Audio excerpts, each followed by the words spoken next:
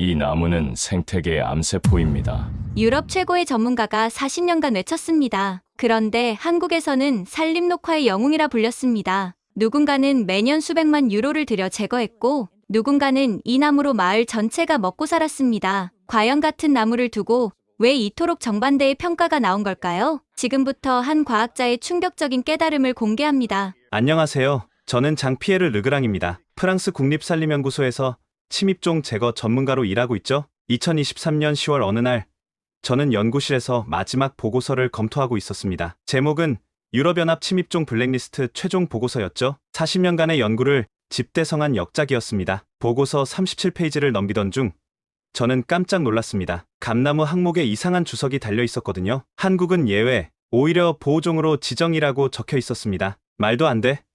저는 소리쳤습니다. 감나무가 얼마나 위험한 나무인지 저는 누구보다 잘 알고 있었습니다. 프랑스 남부 프로방스 지역에서 감나무가 토착 올리브나무와 포도나무를 밀어내는 현장을 직접 목격했거든요. 뿌리에서 나오는 독성 물질이 주변 식물을 죽이고 너무 빨리 자라서 햇빛을 독차지합니다. 특히 2000년대 들어서는 기후변화로 감나무가 더욱 북쪽으로 확산되고 있었어요. 파리 근교에서도 발견되기 시작했죠. 우리는 매년 수백만 유로를 들여 감나무를 제거하고 있었습니다. 그런데 한국은 보호한다고요?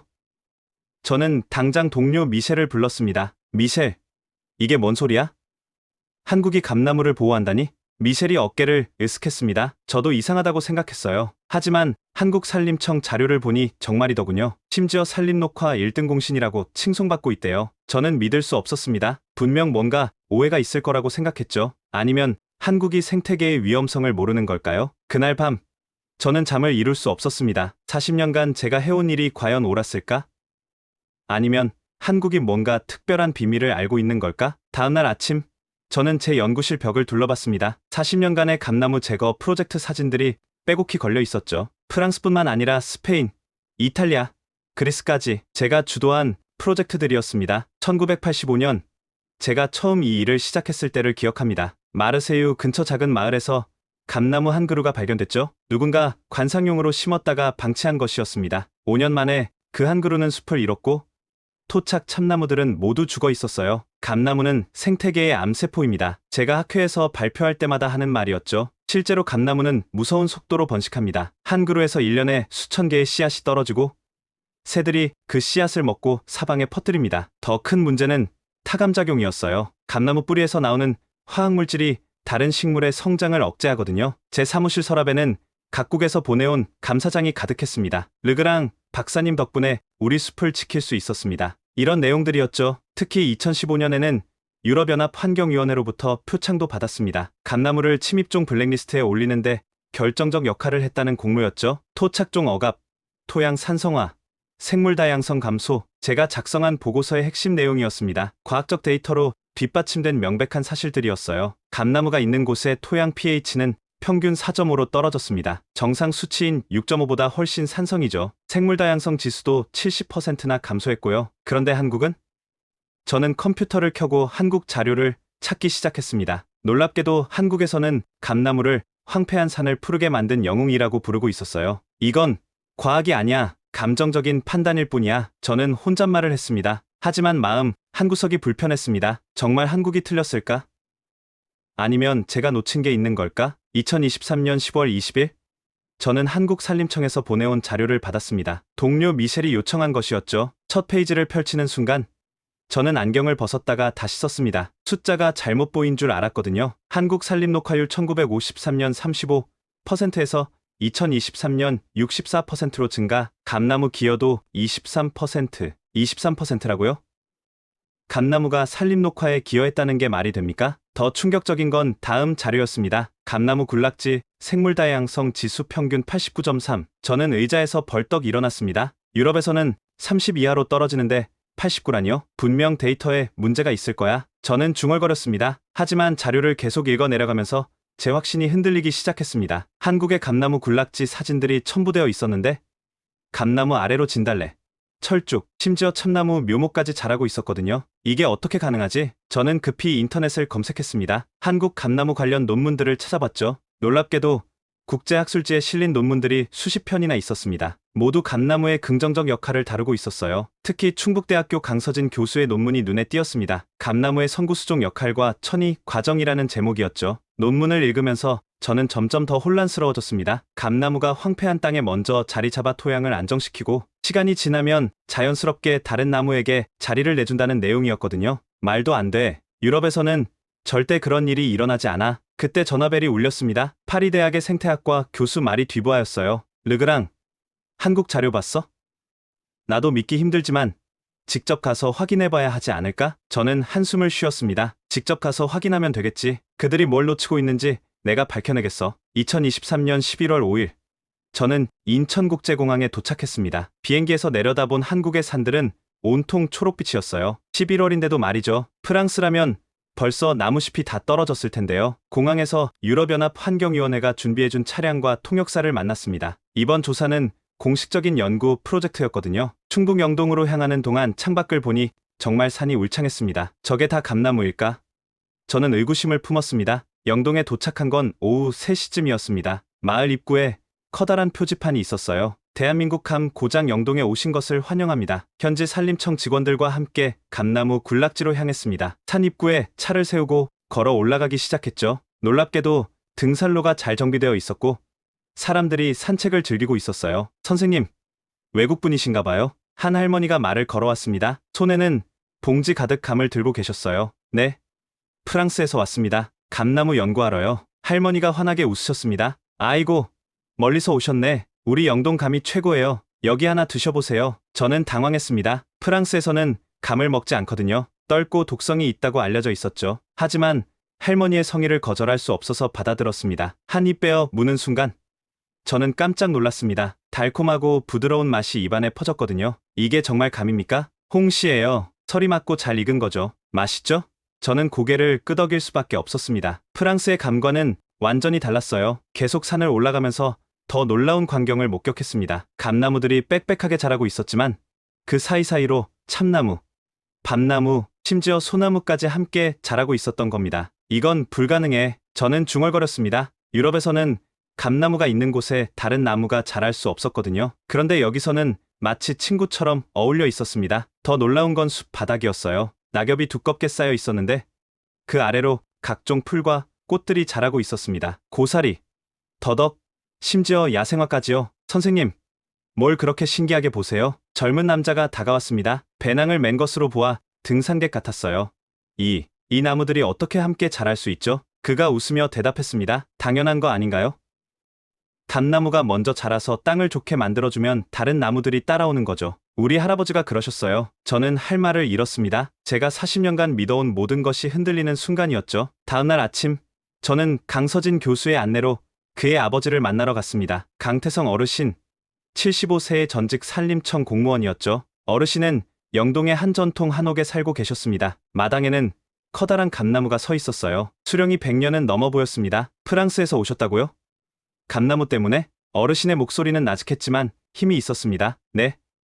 저는 감나무가 생태계를 파괴한다고 믿고 있습니다. 하지만 한국은 다르다고 해서 어르신이 잠시 먼 산을 바라보셨습니다. 선생은 한국전쟁 후에 우리 산을 본 적 있나요? 저는 고개를 저었습니다. 민둥산이었어요. 나무 한 그루 없는 벌거숭이 산이었죠. 일제강점기부터 전쟁까지 다 베어가고 태워버렸으니까요. 어르신이 낡은 사진첩을 꺼내 보여주셨습니다. 1950년대 사진들이었는데 정말로 산에 나무라곤 하나도 없었어요. 비가 오면 산사태, 가뭄이 들면 먹을 물도 없었죠. 농사도 안 됐어요. 흙이 다 쓸려 내려갔으니까요. 강서진 교수가 덧붙였습니다. 당시 산림 피복률이 35%였대요. 지금은 64%죠. 그래서 뭐든 심어야 했어요. 어르신이 계속 말씀하셨습니다. 소나무, 잣나무 다 심어봤죠. 하지만 땅이 너무 메말라서 다 죽었어요. 그때 감나무를 심기 시작한 겁니다. 왜 하필 감나무였습니까? 감나무는 강해요. 메마른 땅에서도 뿌리를 내리죠. 더 중요한 건 감나무가 땅을 살린다는 거였어요. 저는 의아했습니다. 땅을 살린다고요? 감나무 뿌리에는 특별한 균이 있어요. 질소를 만들어내죠. 낙엽도 빨리 썩어서 거름이 되고요. 3, 4년만 지나면 땅이 달라져요. 어르신이 마당에 감나무를 가리켰습니다. 저 나무 주변을 보세요. 온갖 풀과 꽃이 자라죠? 처음엔 저기도 돌밭이었어요. 정말로 감나무 주변은 작은 정원처럼 푸르렀습니다. 하지만 유럽에서는 감나무가 다른 식물을 죽입니다. 어르신이 고개를 끄덕였습니다. 품종이 달라서 그럴 거예요. 우리 감나무는 수천 년 동안 이 땅에 적응한 나무니까요. 그리고 어르신이 잠시 말을 멈추셨다가 다시 이어가셨습니다. 자연은 균형을 찾아가요. 감나무가 먼저 황무지를 개척하면 10년, 20년 후엔 참나무가 들어오고 30년 후엔 소나무가 자라죠. 감나무는 자기 할 일을 끝내면 조용히 물러나요. 물러난다고요? 네. 천이라고 하죠. 감나무는 성구수종이에요. 먼저 와서 길을 닦는 나무죠. 강서진 교수가 노트북을 펼쳐 자료를 보여줬습니다. 아버지 말씀이 맞아요. 50년 된 감나무 숲을 조사해보니 감나무는 전체의 30%로 줄고 참나무가 50%로 늘어났어요. 저는 충격을 받았습니다. 유럽에서는 한번 감나무가 자리 잡으면 영원히 독점하는데 한국에서는 스스로 양보한다는 거였으니까요. 그럼 왜 유럽에서는 그렇지 않을까요? 어르신이 차를 한 모금 마시고 말씀하셨습니다. 아마도 너무 서둘러 제거해서 그런 게 아닐까요? 자연에게 시간을 주지 않고 말이에요. 그 말씀이 제 가슴에 깊이 박혔습니다. 40년간 저는 감나무를 보자마자 제거했으니까요. 기다려본 적이 단 한 번도 없었죠. 강서진 교수의 연구실에서 2주일간 집중 조사를 시작했습니다. 처음엔 반신반의했지만 데이터를 볼수록 놀라움이 커졌죠. 이걸 보세요.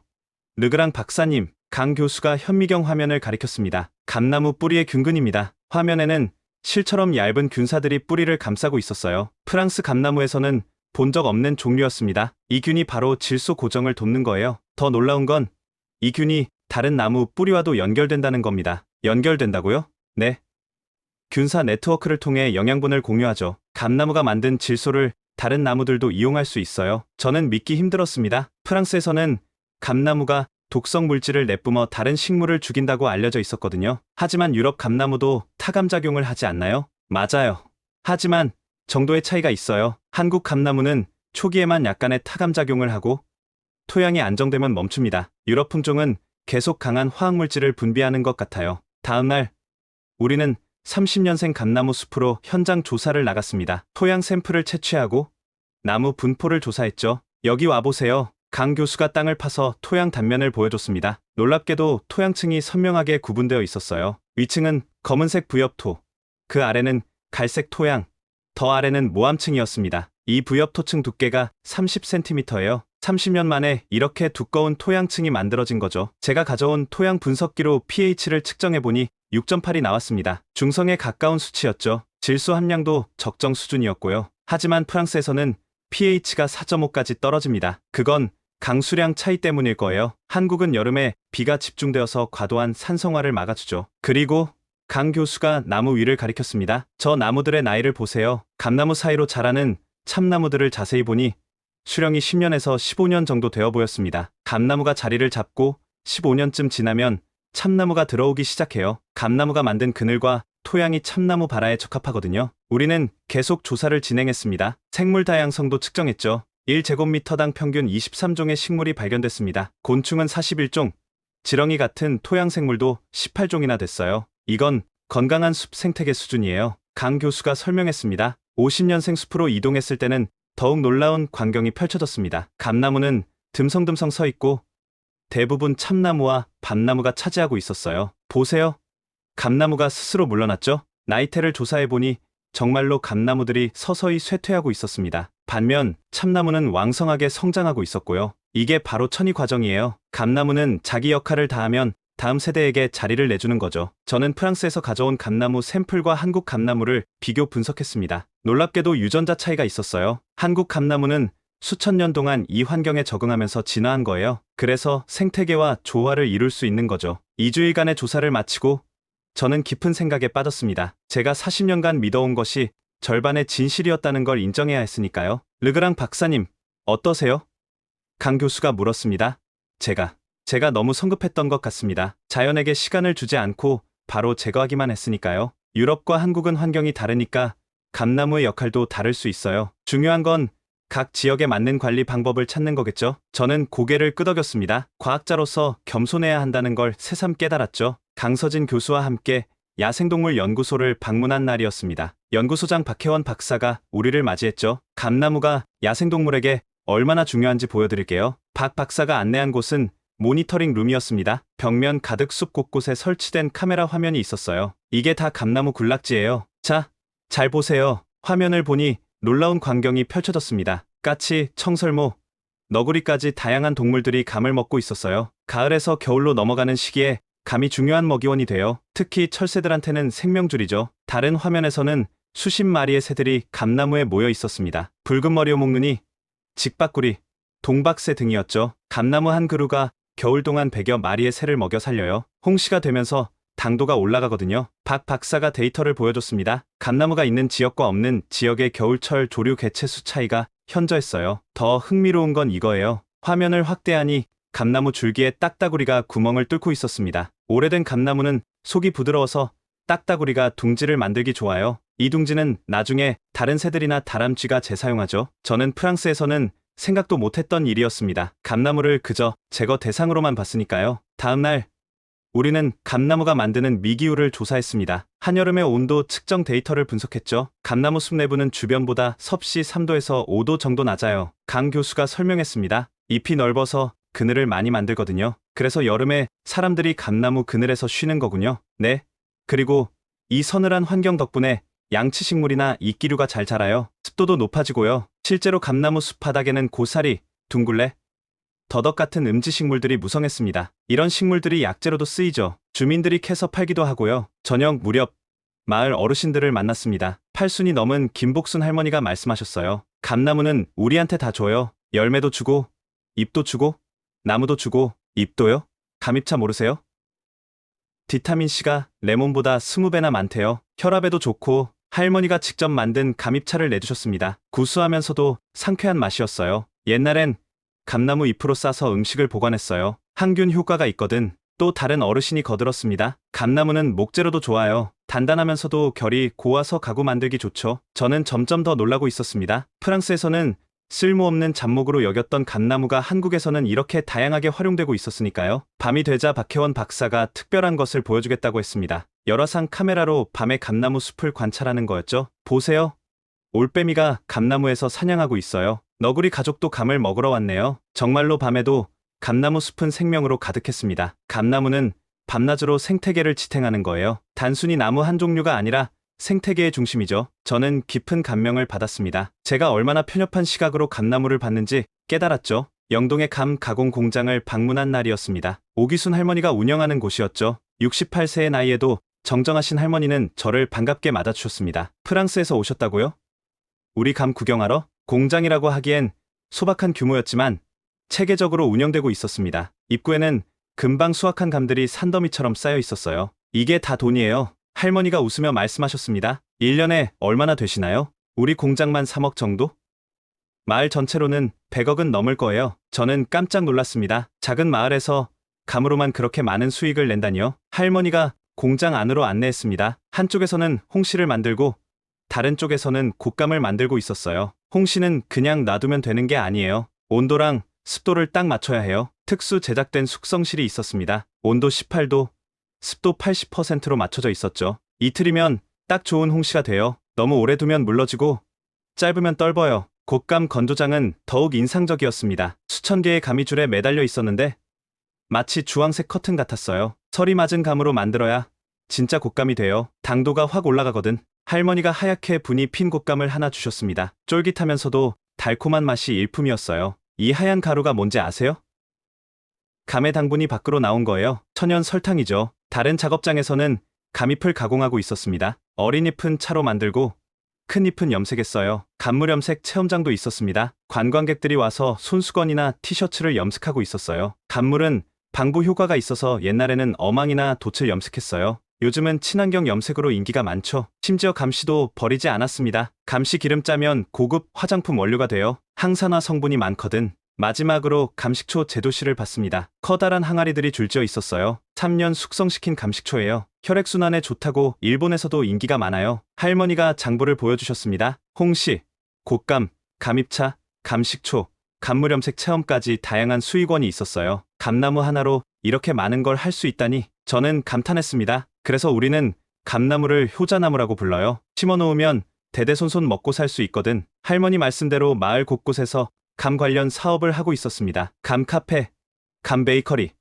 감 와인 양조장까지 전국에서 감 산업 규모가 2조 원이 넘는데요. 강서진 교수가 설명했습니다. 저는 프랑스로 돌아가면 동료들에게 뭐라고 설명해야 할지 막막했습니다. 우리가 제거하려던 나무가 한국에서는 이렇게 경제의 한 축이 되어 있었으니까요. 국립산림과학원 기후변화연구센터를 방문했습니다. 이곳에서 감나무의 탄소 흡수 능력을 연구하고 있었죠. 와주셔서 감사합니다. 르그랑 박사님, 센터장 정수민 박사가 악수를 청했습니다. 감나무가 기후변화 대응에 어떤 역할을 하는지 궁금합니다. 정 박사가 연구 자료를 펼쳤습니다. 감나무는 빠르게 성장하는 화렵수예요. 20년생 감나무 한 그루가 연간 이산화탄소 35kg을 흡수합니다. 그게 많은 건가요? 소나무보다 1.5배 많아요. 더 중요한 건 도시에서도 잘 자란다는 거죠. 정 박사가 서울시 도시숲 프로젝트 자료를 보여줬습니다. 아파트 단지와 공원에 심어진 감나무들이 있었어요. 도시 열섬 현상을 완화하는 데 감나무가 효과적이에요. 잎이 넓어서 그늘을 많이 만들고 증산작용도 활발하거든요. 실제 측정 데이터를 보니 감나무가 있는 곳은 주변보다 여름 한낮 온도가 5도나 낮았습니다. 프랑스는 최근 폭염이 심하지 않습니까? 정 박사의 질문에 저는 고개를 끄덕였습니다. 2023년 여름, 파리는 40도를 넘었었죠. 감나무 같은 큰 잎 화렵수가 도시 온도를 낮추는데 도움이 될 거예요. 다음으로 본 자료는 더욱 놀라웠습니다. 감나무 숲의 토양 탄소 저장량이었죠. 감나무 낙엽이 빨리 분해되면서 토양 유기물이 늘어나요. 헥타르당 연간 3톤의 탄소가 토양에 저장됩니다. 나무 자체의 탄소 저장량도 상당해요. 50년생 감나무 한 그루에 500kg의 탄소가 저장되어 있죠. 정 박사가 계산기를 두드렸습니다. 한국의 감나무 숲 전체로 따지면 연간 100만 톤의 이산화탄소를 흡수하는 셈이에요. 자동차 50만 대가 1년간 배출하는 양과 맞먹죠. 저는 할 말을 잃었습니다. 프랑스에서는 감나무를 베어내느라 탄소를 배출하고 있었는데 한국은 감나무로 탄소를 흡수하고 있었으니까요. 기후 적응 측면에서도 감나무가 유리해요. 정 박사가 이어서 설명했습니다. 지구 온난화로 아열대화되면서 감나무가 더 잘 자랄 거예요. 북방 한계선이 점점 올라가고 있거든요. 실제로 강원도에서도 감 재배가 시작되고 있었습니다. 미래에는 감나무가 더 중요해질 거예요. 기후변화에 강하고 탄소도 많이 흡수하니까요. 센터를 나오면서 저는 깊은 생각에 빠졌습니다. 우리가 적으로 여긴 나무가 사실은 기후위기의 해답 중 하나일 수 있다는 것을요. 2024년 5월 20일 청주 국제산림 심포지엄. 저는 기조연설을 위해 단상에 올랐습니다. 청중석에는 각국의 산림 전문가 500여 명이 앉아 있었죠. 안녕하세요. 저는 장피에르 르그랑입니다. 떨리는 목소리로 시작했습니다. 제 뒤 스크린에는 감나무, 적인가 친구인가라는 제목이 떠 있었어요. 40년 전 저는 감나무와의 전쟁을 시작했습니다. 침입종이라 믿었고 제거해야 한다고 확신했죠. 청중이 조용히 경청했습니다. 하지만 한국에서 6개월을 보내며 제가 틀렸다는 걸 깨달았습니다. 출렁거림이 일었어요. 저 같은 권위자가 공개적으로 잘못을 인정하는 건 드문 일이니까요. 한국의 감나무는 황폐한 산을 살렸습니다. 생태계를 풍요롭게 만들었고 사람들에게 희망을 주었죠. 스크린에 한국 감나무 숲 사진들이 나타났습니다. 울창한 숲, 다양한 동식물, 행복한 주민들의 모습이었죠. 더 놀라운 건 감나무가 스스로 물러날 줄 안다는 겁니다. 선구수종으로서 역할을 다하면 다음 세대에게 자리를 내주죠. 데이터와 그래프가 이어졌습니다. 천이 과정, 생물 다양성 지수, 탄소 흡수량 등이었어요. 제가 40년간 놓친 것은 바로 시간이었습니다. 자연에게 시간을 주지 않고 성급하게 판단했죠. 저는 잠시 말을 멈추고 청중을 둘러봤습니다. 여러분께 제안합니다. 각 지역의 특성을 고려한 장기적 관찰이 필요합니다. 성급한 제거보다는 신중한 관리가 답입니다. 그리고 깊이 고개를 숙였습니다. 박수 소리가 터져 나왔어요. 이제 우리는 새로운 관점이 필요합니다. 모든 생명은 제자리가 있고 우리는 그것을 이해하려 노력해야 합니다. 발표를 마치고 내려오는데 많은 사람들이 다가와 악수를 청했습니다. 용기 있는 발표였습니다. 진정한 과학자의 자세를 보여주셨어요. 그 순간 저는 진짜 과학자가 된 기분이었습니다. 심포지엄이 끝나고 강태성 어르신을 다시 찾아뵀습니다. 어르신은 마당에서 무언가를 준비하고 계셨어요. 돌아가신다고 들었습니다. 네.